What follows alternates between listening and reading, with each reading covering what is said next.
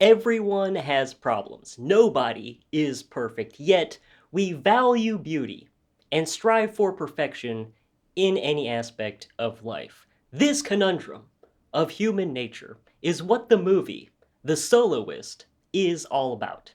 Our main character is Steve Lopez, and he's got all kinds of problems. His boss is his ex-wife. He doesn't talk to his son. Raccoons are digging up his yard, and he just took a trip to the hospital because he wasn't wearing a helmet. What happened?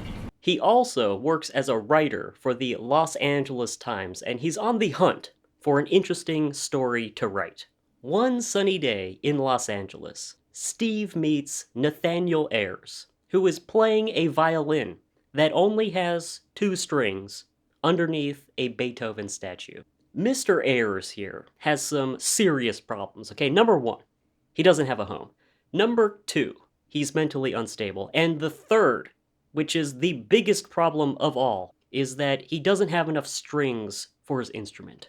So Steve is kind of interested in learning more about Nathaniel, and he wants to write a story about him because it turns out that Nathaniel is a very talented musician who attended a prestigious music academy, and now somehow he is homeless in LA. And over the course of the movie, they spend time with one another, and Steve continues to write about him in the paper, which leads to a lot of things happening in the story. By the way, LA is a great backdrop for this film because the city is flawed just like the characters. The city's got problems, and the characters got problems. This makes shots of the city essential to the film's aesthetic.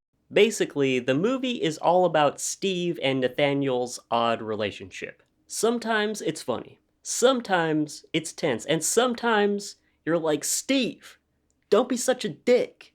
Even though nothing super spectacular happens in the movie, I found it very interesting and entertaining, because the film does a great job capturing the struggles of mental illness, the people affected by it, and also the effect it has on the people around them. This film is actually a lot like Rain Man. The story and the characters are very similar. Overall, I think the movie's pretty good. The reviews really aren't great, but I was definitely not bored watching this. The acting, the directing, the editing, it's all good. I like the writing in particular because I think all the characters' personalities and perspectives really work well together. Like, if Steve was less of a douche, then the dynamic between him and Nathaniel wouldn't be as interesting. Their flaws are what bring them together. It makes them similar, but at the same time different, which is perfect.